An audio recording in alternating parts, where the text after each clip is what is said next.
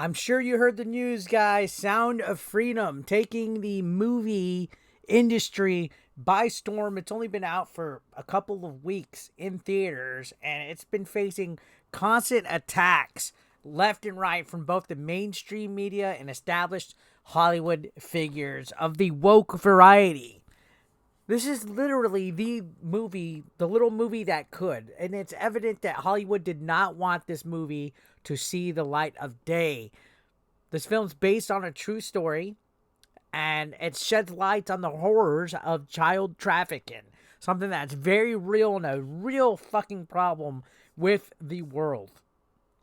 Now, despite facing all this resistance, it's receiving rave reviews and it's performing well at the box office to the point where it had an impressive weekend and surpassed Tom fucking Cruise and Mission Impossible in box office earnings. Like, holy cow.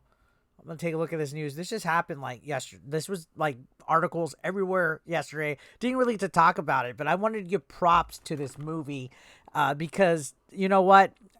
Credit is due where credit's due. And this success is quite astonishing, honestly. The momentum behind this movie is remarkable, and it's because of all word of mouth. And this proves that word of mouth will always work. Don't listen to the critics that want to try to disparage the message behind this movie, which is kind of weird anyway. I pointed that out yesterday. Anybody talking negative about this movie is literally being upset about a movie that's shedding light on protecting children. Oh, but it's QAnon and oh, yeah. Look, put all the conspiracy theories aside. There's no denying that there's a lot of children in this world that are kidnapped and enslaved and trafficked by really evil fucking people. All right? And God's children are not for sale, like the movie says. Now, this impressive weekend that they had, surpassing Mission Impossible, is fucking amazing, in my opinion. And again, word of mouth, people coming out in droves. The more that people are going against this movie, the more that you have woke critics and mainstream media trying to give weird backlash to this movie, the better that it's actually going to be doing, honestly. It's almost like hey, I have to see it for myself because people are talking about it. It's thriving at the United States box office.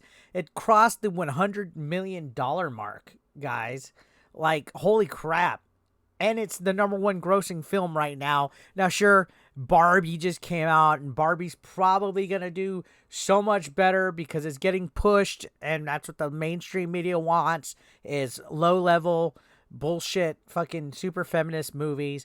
But the point of this matter is that the success for Sound of Freedom is impressive because the movie only had like $14 million of a budget, and it went more than that budget. It killed it.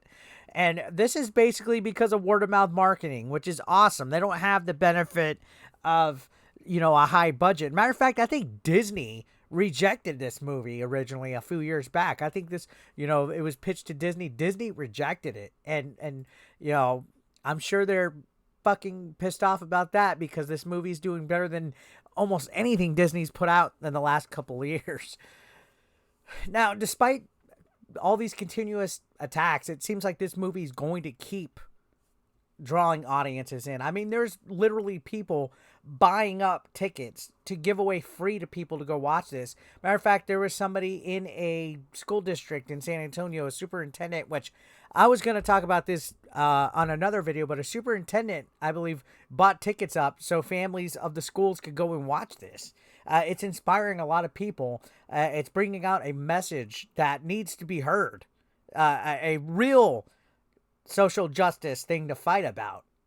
You get all these SJWs, all these virtue signals that people send out from the woke side over shit that is not even comparable to the thought of child trafficking.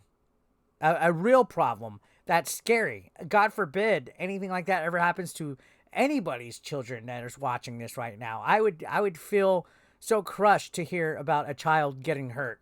Period. And that's what this movie's message is all about. the film's lead actor, Jim Caviezel, he's basically spoken out against the media. He's essentially committed career suicide, going against the grain, and you got to give him props for that. And I think there's so many attempts to discredit the movie that something is fucking sus here. If you think about it, like Hollyweird is not wanting children to be protected. It's fucking utterly insane to sit here and think about it. And it's striking that they have like a unified narrative. Like they're almost like, are they like in a group chat or something? Do they have a message board somewhere? They're like, hey, this movie has to be stopped. What is their motives? We should be questioning Hollywood at this point with how hardcore they're going, or movie journalist, because it's becoming a bit distrustful, a little bit, very sus. And I think the film's success is definitely attributed to grassroots support. Nothing beats grassroots marketing, honestly. And that's been the tried and true method for decades. Now, I touched on yesterday how one of the attackers of the movie, their name is Noah, like Berlunch. I don't even fucking remember his last name. I don't care. It's basically, he's been exposed as a pro pedo. He's defending pedos. He doesn't understand anything about that. If you look and go see some of his stuff, he feels that pedos are oppressed, essentially. Very sickening stuff. And it just shows you the type of mindset of an individual who's trying to give a lot of backlash against this movie. He's a pro-pedo activist. Like who would be proud to wear that? And I think it definitely illustrates the type of people that are trying to undermine Sound of Freedom's message. But despite the effort, still, like I said, the film has managed to cross $100 million mark. And it's left a significant impact on fucking Tom Cruise's movie. Mission Impossible's earnings are feeling a little chink because of a fucking movie that the mainstream media does not want you to see. Like, how awesome is that? Like, that's like destiny, in my opinion. That's like something that's meant to fucking be. And that's awesome. I think it's going to reach really far. It's not going to slow down or stop. I can't wait until this becomes available digitally somehow. I'm probably going to see it this weekend. I still haven't seen it. And just thinking about it makes me excited. The success for this seems like it has no bounds at all. And even though it has faced resistance, it's still resonating with audiences. People are coming out saying they liked it. I had a friend, her name's Karina. She mentioned to me, she said that, I should go and check it out. And I'm like, you know what? I definitely want to. It proves that people power, the power of people's support, can overcome any kind of adversity, honestly. Fuck woke culture, fuck cancel culture, fuck people that are trying to put a stop to essential stories, right? Essential stories that bring real issues, that help people, that make people feel safer, that brings attention to problems. Again, it's been a heck of a roller coaster ride for this movie, and it's not going to be smooth sailing. Anytime that you see something come out that people are this adamant against, you should take note and realize who's doing it, because the people that get attacked the most are the disruptors that are ruining these narratives, that are ruining these agendas. And these big wigs are upset because it's a wrench in their plans that something like Sound of Freedom dares to expose the chilling reality of child trafficking. And it's a truth that these Hollywood elites want to keep buried from you guys. They don't want our eyes opened.